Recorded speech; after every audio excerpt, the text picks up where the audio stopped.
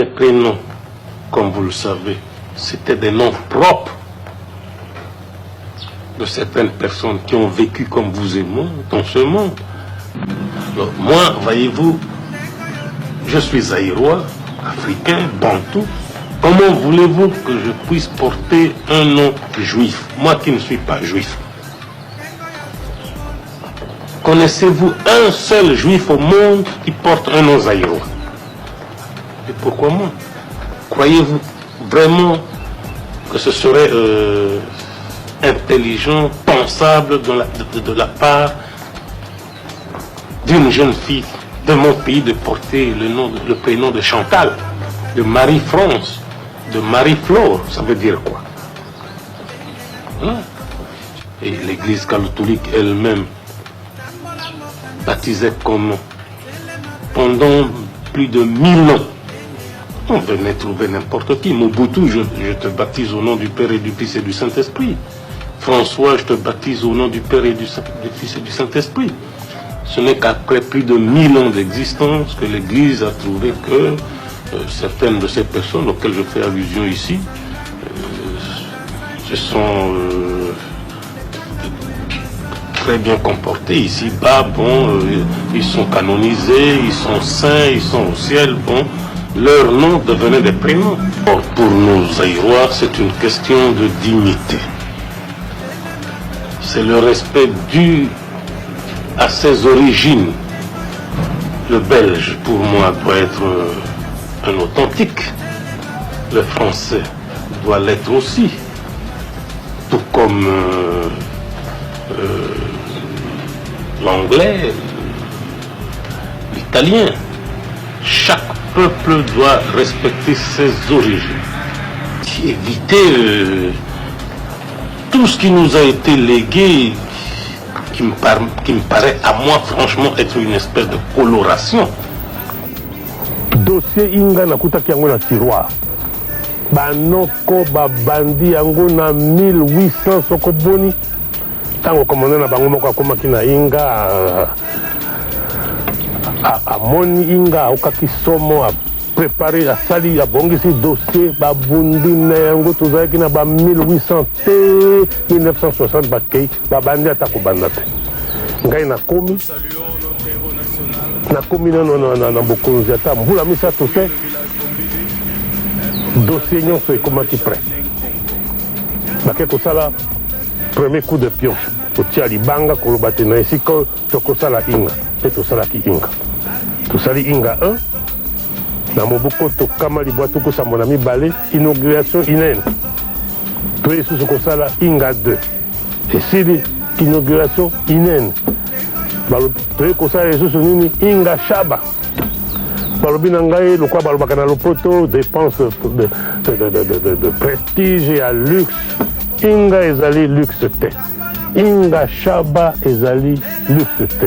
eloko mosusu akoki kobosana te pont maréchal Mobutu na Matadi ezali luxe te.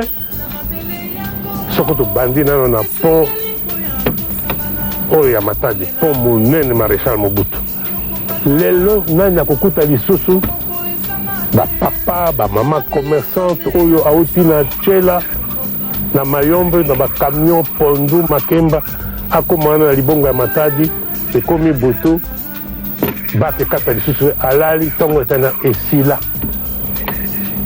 outi Kisasa oleki koleka outi na Tchela na Mayombe oleki obele koleka ebongiseli biso ekonomi mpo biloko bizanga mingi na zando ya Kinshasa te. Kamata Inga Shaba epesi biso bana ya Zaïre lokumu mpo tosali eloko moko ya monene lokola balobaka na lopoto gigantisme ekotikala na histoire ya Zaïre te me ya mokili mobimba. Ekotikala ndenge nini? Lelo oyo tozali kopesa mwinda na Congo, touti kosigné accord na Afrique du Sud. Accord oyo elingi koloba nini?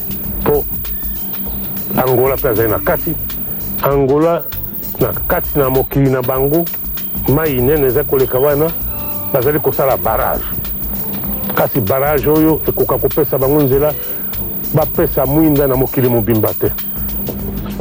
Tokosala boye bakokamata électricité na biso inga ekoti na kati na barrage wana epesi yango bokasi oyo epesa bango nzela bapesa mwinda na Angola mobimba tobimi lisusu wana tokei te Afrique du Sud na Afrique du Sud tokopesa mwinda na Namibie tokopesa mwinda na Lesotho tokopesa mwinda na Swaziland tozali lisusu na projet mosusu Egypte epesaki $500 ya dollars babengi yango mpona makambo ya étude de faisabilité ndenge nini mwinda oyo ya biso ya inga esi ekomi na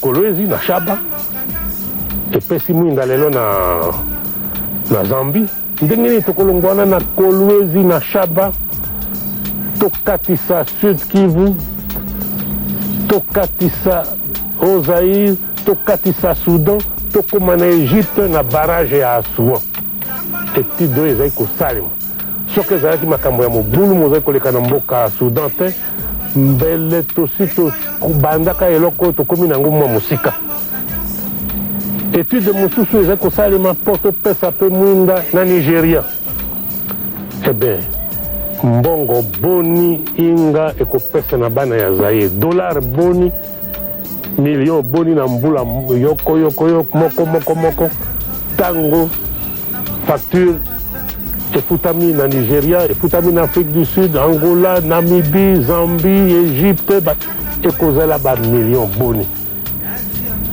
elakisi boye ezali luxe lokola bato ya lokuta mitema mabe bazali koloba te ezali mosala monene esalemi na deuxième république mpo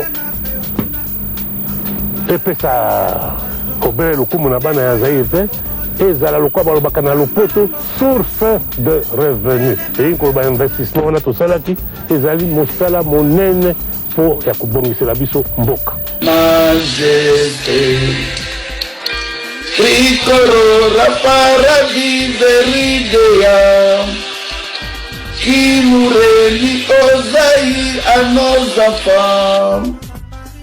Belle justice, c'est travail. Belle justice, c'est travail. Pas de problème, ça va passer, mais tout le monde a béni.